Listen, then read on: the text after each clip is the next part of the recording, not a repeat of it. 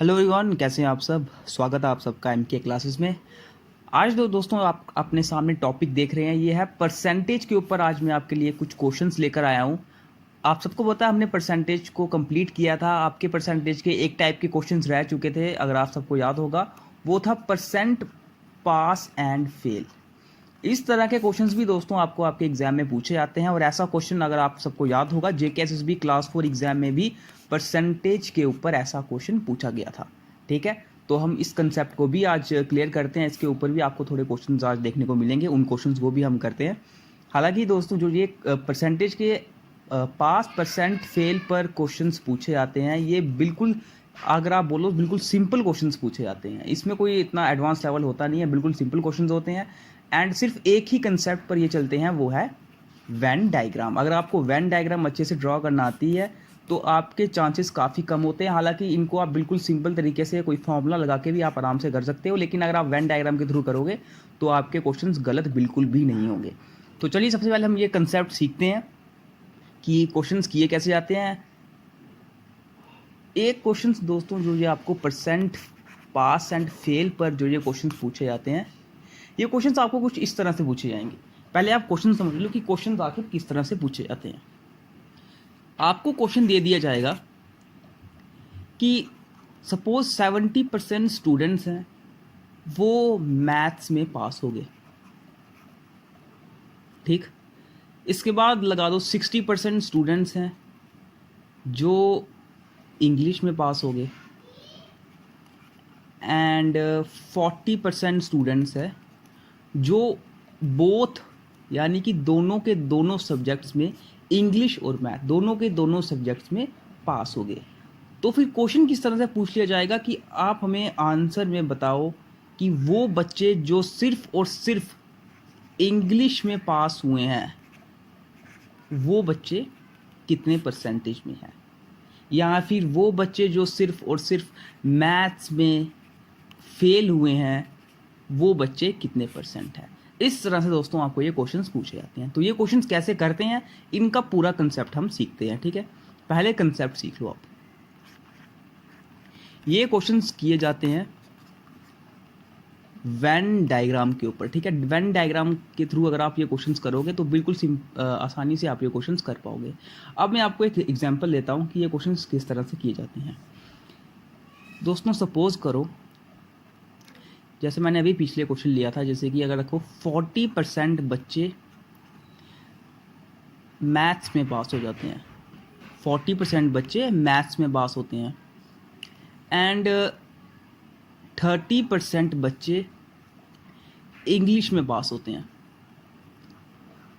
Okay, इसके बाद मैं लिखता हूँ 10% बच्चे बोथ सब्जेक्ट्स में पास हो जाते हैं। ठीक, यानी कि मैथ्स में भी एंड इंग्लिश में भी। तो आप मुझे बताओ कि वो बच्चे जो मैथ्स में फेल हुए हैं, वो कितने परसेंट है। ठीक, इस तरह से क्वेश्चन पूछे जाएंगे और हम ये क्वेश्चन करेंगे कैसे, आप देखिए। सबसे पहले दोस्तों ये क्वेश्चंस किए जाते हैं वेन डायग्राम के कंसेप्ट के थ्रू। आपको करना कैसे है, 40% बच्चे मैथ्स में पास होती हैं, एक सब्जेक्ट आपको मैथ्स दिख गया, एक सब्जेक्ट आपको इंग्लिश दिख गया। तो आपको क्या करना है, एक आपको बना देना है वेन डायग्राम ऑफ मैथ्स, और एक डायग्राम आपको ये बना देना है वेन डायग्राम ऑफ इंग्लिश। ठीक, अब 40% बच्चे मैथ्स में पास हो जाते हैं। 40% बच्चे मतलब कौन से दोस्तों, ये मैथ्स के बच्चे हैं, ये मैथ्स के बच्चे हैं। ठीक है, ये पूरा टोटल यानी कि पूरा ये सर्कल कितना है, 40%। तो ये मैं इसको लिख लेता हूँ कि 40% बच्चे वो हैं जो मैथ्स में पास हुए, 30% बच्चे वो हैं जो इंग्लिश में पास हुए हैं। ये पूरा सर्कल कितना है दोस्तों, ये पूरा सर्कल है इंग्लिश के बच्चे जो पास हुए हैं, और ये कितने परसेंट है, 30%। एंड अब क्या बोला जा रहा है इसके आगे बोला जा रहा है 10% बच्चे बोथ्स में पास होते हैं। यानी कि जो ये जो आपको कंबाइन दिख रहा है ना यहाँ पर, ये हिस्सा, ये वो हिस्सा है, वो बच्चे हैं जो इंग्लिश में भी पास हुए हैं, एंड वो बच्चे जो मैथ्स में भी पास हुए हैं। यानी कि बोथ जो है 10%, ठीक है, जो कितना है 10%।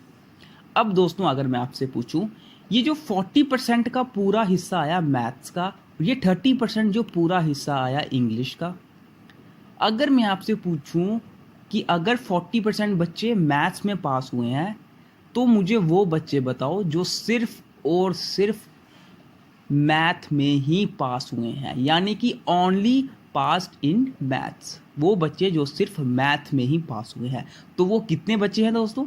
अगर ये टोटल 40% है, इसमें से 10% बच्चे वो हैं जिनका मैथ तो पास है लेकिन साथ में इंग्लिश भी पास है, तो सिर्फ मैथ पास वाले कितने होंगे? 40% माइनस 10%। जब पूरे सर्कल में से आप ये वाला हिस्सा निकाल दोगे, 40% माइनस 10%, यानी कि 30% बच्चे वो हैं जो सिर्फ और सिर्फ मैथ्स में पास हुए हैं। कितने हैं? 30%। ओके, इसी तरह से इंग्लिश में अगर 30% बच्चे पास हो चुके हैं, इंग्लिश में अगर टोटल इंग्लिश में 30% बच्चे पास हुए हैं, तो वो बच्चे जो सिर्फ और सिर्फ इंग्लिश में ही पास हुए हैं, वो बच्चे कितने परसेंट है? जब 30% टोटल है, जब 30% में से आप ये 10% का हिस्सा निकाल दोगे, यानी कि वो बच्चे जो मैथ और इंग्लिश दोनों में पास है, तो यहाँ बचेगा 20%। इसका मतलब कि 10% बच्चे वो हैं, 30% बच्चे वो हैं जो सिर्फ मैथ में पास हुए हैं, और 10% मिला के ये टोटल बनता है 40%। क्योंकि इस पूरे 40% में 30% बच्चे वो जो मैथ में पास है वो तो है ही, लेकिन साथ ही साथ जो ये 10% है जिनका मैथ भी पास है, इंग्लिश भी पास है, वो भी हैं। ठीक, इसी तरह से इस 30% के इंग्लिश में वो बच्चे जिनकी इंग्लिश पास है, सिर्फ इंग्लिश पास है, यानी कि 20% ये तो है ही, लेकिन साथ ही साथ वो बच्चे जिनका इंग्लिश भी पास है और मैथ भी पास है, वो भी इसमें इंक्लूडेड है। इसीलिए सिर्फ इंग्लिश के निकालने के लिए 20% एंड मैथ्स के निकालने के लिए 30%। ओके, तो टोटल बच्चे कितने पास हुए? परसेंट पास्ट, कितने बच्चे पास हुए टोटल? 40% plus 10% and 30%। कितना हुआ? ये हुआ 40 प्लस 30 70 प्लस 10 80। लेकिन अगर आप 80% लिखते हो तो ये हो जाएगा गलत। यहाँ पर दोस्तों जैसे मैंने पहले ही बोला कि 10% इसमें भी कॉमन है और इसमें भी कॉमन है, तो वो बच्चे कितने हैं जो पास हुए हैं? वो है 30% इंग्लिश के, 10% वो बच्चे जो इधर भी हैं और इधर भी हैं। ठीक है, 30 प्लस 10 40 प्लस 20 60, यानी कि 60% बच्चे पास हैं। और ये कौन कौन से हैं? 30% वो जो जिनका सिर्फ मैथ्स पास है, 10% जिनका बोथ पास है, एंड 20% जिनका इंग्लिश पास है। तो इस परसेंट पास कितने हैं? 60%। ठीक, परसेंट पास कितने हैं? टोटल बच्चे जो पास है वो हैं 60%। एंड फिर वो बच्चे जो फेल्ड है, यानी कि जो फेल्ड हैं बोथ में, वो कितने होंगे?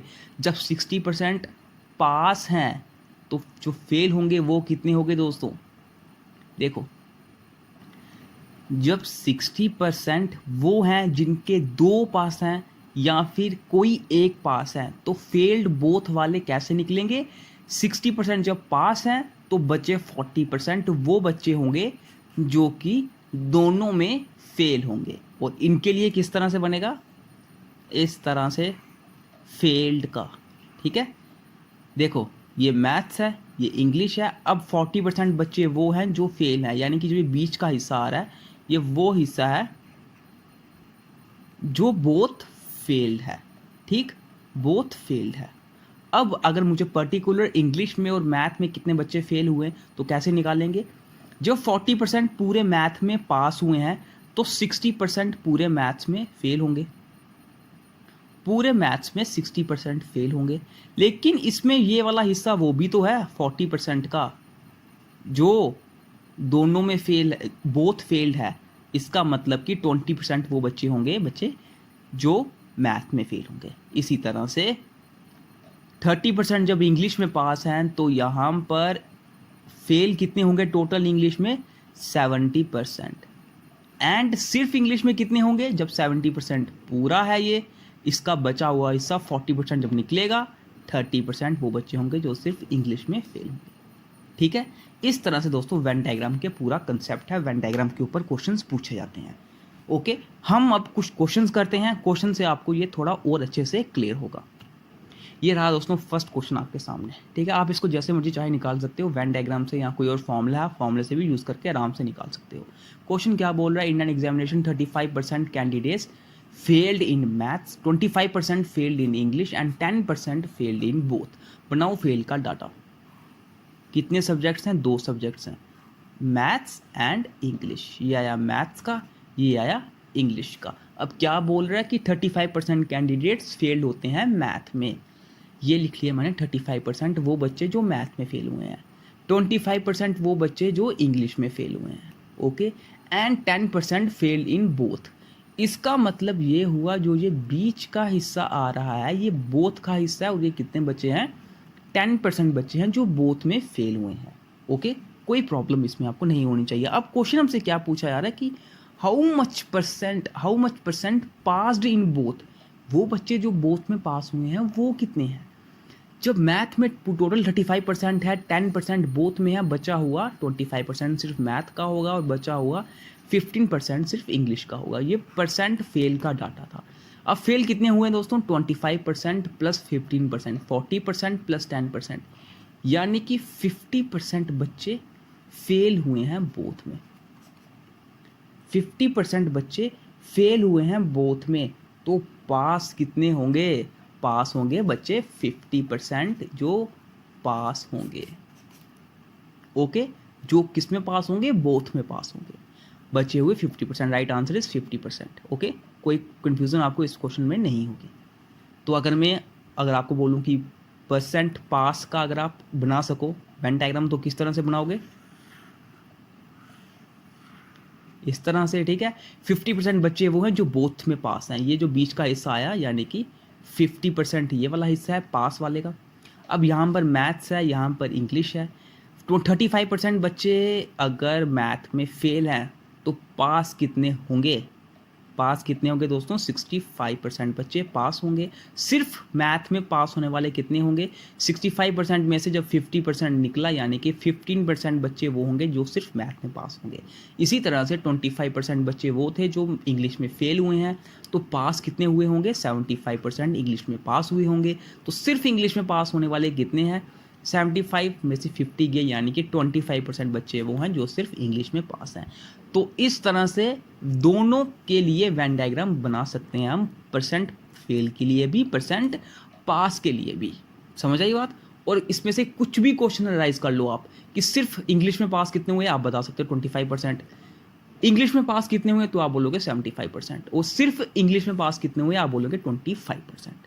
अगर पूछ लूँ कि मैथ में पास कितने हुए, वो आप बोलोगे 65%, एंड सिर्फ मैथ में पास कितने हुए वो आप बोलोगे 15%, क्योंकि 50% वो बच्चे हैं जिनका मैथ भी पास है और इंग्लिश भी पास है। ठीक, नेक्स्ट क्वेश्चन पे मूव करते हैं। क्वेश्चन नंबर सेकंड क्वेश्चन देखिए अब। In an examination 60% pass in physics, 60% physics में पास होते हैं, 70% मैथ्स में पास होते हैं। If 20% failed in both and 2500 students pass in both, then the number of candidates who appeared in examination was. आपको क्या दिया गया है कि 60% कैंडिडेट्स पास होते हैं फिजिक्स में, मैथ्स में पास होते हैं, और लेकिन यहाँ पर फेल्ड होते हैं बोथ में। जब आपको बोथ में फेल्ड का दिया गया है, इसका मतलब क्या हुआ? यानी कि जो ये बीच का डाटा है ना दोस्तों, ये कौन सा है? 20% फेल्ड का डाटा है। जब ये फेल्ड का डाटा है तो आपको फेल के डाटा के अनुसार ही बाकी पूरा बनाना पड़ेगा। ये क्या है? ये फिजिक्स है और ये क्या है? मैथ्स है। 60% कैंडिडेट्स फिजिक्स में पास होते हैं, तो जो फिजिक्स में फेल हुए हैं वो कितने हैं? वो होंगे 40%। इसी तरह से 70% बच्चे मैथ में पास हुए हैं, तो जो मैथ में फेल हुए हैं वो कितने हैं? 30%। ओके, अगर मैं आपसे पूछूं, जब ये 20% बीच का हिस्सा है, यानी कि इसका भी, यानी कि फिजिक्स भी फेल है और मैथ भी फेल है, तो सिर्फ फिजिक्स फेल वाले कितने होंगे? जब आप 40% पूरे हिस्से में से ये 20% निकाल दोगे, यानी कि बचा 20% वो बच्चे हैं जो सिर्फ फिजिक्स में फेल हैं। इसी तरह से यहाँ पर बचा 10% वो हिस्सा है जो सिर्फ मैथ में फेल है। तो परसेंट फेल कितना है? वो बच्चे जो फेल हैं वो कितने हैं? वो हैं 20% प्लस 20% जो बोथ में फेल हुए, ये 20% जो फिजिक्स में फेल हुए, ये 20% जो बोथ में फेल हुए, प्लस ये 10% जो मैथ में फेल हुए। तो कितने हो गए परसेंट फेल? 50% हो गए परसेंट फेल बच्चे। तो परसेंट पास बच्चे कितने हो गए दोस्तों? जो बच्चे वो पास हुए हैं वो कितने होंगे? जब 50% फेल हुए हैं तो 50% पास हुए होंगे, ठीक। और ये 50% हमें किसके बराबर दिया गया है? ये 50% हमें दिया गया है 2500 स्टूडेंट्स के बराबर, वो बच्चे जो पास हुए हैं। तो ये 2500 के बराबर 1% किसके बराबर आ जाएगा? 50 के बराबर। मुझे क्या फाइंड करना है? The number of candidates who appeared in the examination, यानी कि टोटल नंबर ऑफ स्टूडेंट्स। तो टोटल नंबर ऑफ स्टूडेंट्स हमेशा कितने होते हैं? 100%, यानी कि 5000, which is the right answer. Total students कितने एग्जामिनेशन में भाग लिया उन्होंने? 5000 स्टूडेंट्स ने। ओके, बिल्कुल सिंपल क्वेश्चन था। नेक्स्ट क्वेश्चन पे हम मूव करते हैं। एक ये थर्ड क्वेश्चन है और एक ये फोर्थ क्वेश्चन, ये मैं आपको होमवर्क के लिए दे दूंगा। ये आप थर्ड क्वेश्चन अभी हम यहाँ पे ट्राई कर लेते हैं। क्वेश्चन बढ़िया ध्यान से। 72% of the student of a certain school took biology, 44% took math. If each student took at least one subject from biology or math and 40 students took both, then the total number of students were। देखिए ये question किस तरह से किया जाएगा। देखो 72% students वो थे जिन्होंने बायोलॉजी ली, 44% स्टूडेंट्स ने मैथ्स सेलेक्ट किया, ठीक है।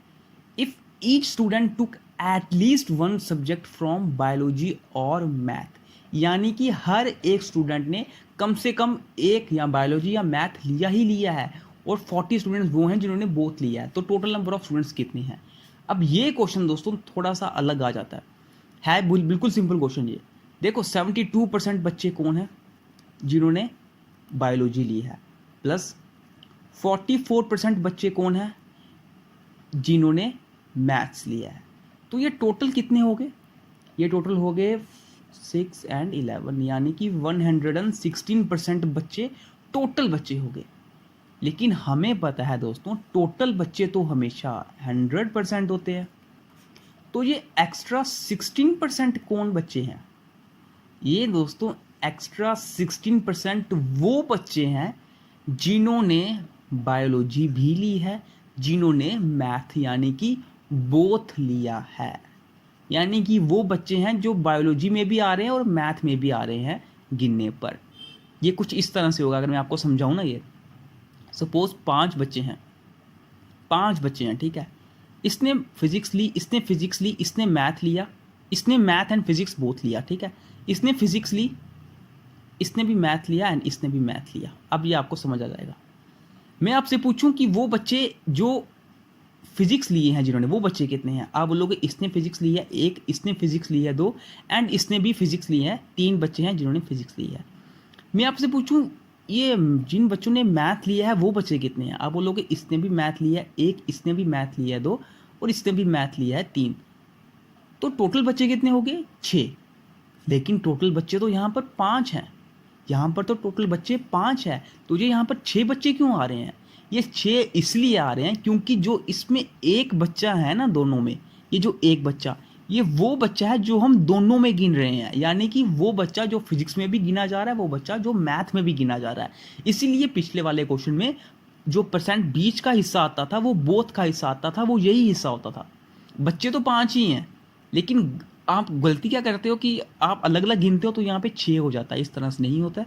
ये 16% बच्चे वो हैं जिनका बोथ है, यानी कि फिजिक्स भी है, जिनका मैथ भी है एंड बायोलॉजी भी है, ठीक है। और ये 16% बच्चे किसके बराबर दिए हैं हमें? ये हमें दिए हैं 40 स्टूडेंट्स के बराबर। 40 स्टूडेंट्स टुक बोथ। इसका मतलब कि 1% मेरा आएगा 10/4। मुझे क्या निकालना है? Find the total number of students, यानी कि टोटल स्टूडेंट्स जो कितने होते हैं हमेशा 100%। तो 100% यानी कि इंटू 100, ये 25, यानी कि 250 students were total number of students. Okay, 250 total number of students दोस्तों होंगे, ठीक है। बिल्कुल सिंपल क्वेश्चन था, मुझे उम्मीद है आपको समझ आ गया होगा। ये रहा दोस्तों नेक्स्ट क्वेश्चन आपके होमवर्क के लिए। इसमें मैंने आपको हर टाइप के क्वेश्चन दिए हैं, ठीक। Indian examination 60% students passed in maths, 70% passed in English and if 50% in both, वो 600 स्टूडेंट्स फेल हो जाते हैं. देन फाइंड, ये आपको डिफरेंट 6 केसेस, मैंने आपको 6 क्वेश्चंस आपको दिए हैं. अगर आप ये सारे क्वेश्चंस निकाल देते हो तो ये आपके लिए, आप समझ लीजिए कि आपको परसेंट पास एंड फेल का कंसेप्ट भी समझ आ गया. ठीक है, वेन डायग्राम के थ्रू करोगे आपको आसानी से ये समझ आ जाएगा. बस आप करना क्या, परसेंट पास की भी आप वेन डायग्राम बनाना है, परसेंट फेल की भी आप वेन डायग्राम बनाना. इस ऐसा करने से आपको सब कुछ समझ आ जाएगा, डायरेक्ट आंसर्स निकलेंगे. बस आपको यहाँ पर परसेंट में आंसर नहीं निकालने हैं, आपको यहाँ पर नंबर में आंसर निकालने हैं. जहाँ पर नंबर लिखा है ना मैंने, नंबर नंबर नंबर, स्टूडेंट्स का नंबर फाइंड करना है. ठीक है, कितने स्टूडेंट्स पास हुए हैं. तो बिल्कुल सिंपल क्वेश्चन है दोस्तों, आप ये क्वेश्चन घर से ट्राई करिएगा. और परसेंटेज के ऊपर हमारे सब केसेस सब कंप्लीट होते हैं. अभी हमारा स्टेटमेंट्स एंड कंक्लूजन्स चल रहा है. तो जैसे हमारा वो वाला टॉपिक कंप्लीट होता है तो उसके बाद हम रीजनिंग का एक और नया टॉपिक स्टार्ट कर देंगे. तो पहले हम रीजनिंग कंप्लीट करेंगे अपनी, उसके बाद हम मैथ्स का बचा हुआ पोर्शन भी कंप्लीट करेंगे. ठीक है, तो मिलते हैं आपसे अब नेक्स्ट वीडियो में, next topic statement and conclusion के साथ.